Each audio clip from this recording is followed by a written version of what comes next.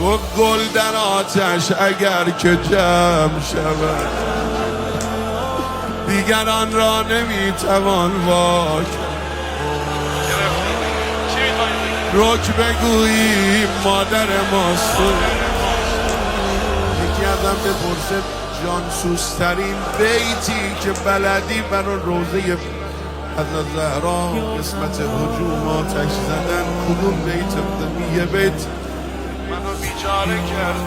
گفت نقل و نباتم به پاش من پسر آوردم نقل و نباتم به پاش من پسر آوردم قابل چون میخ بود پشت درم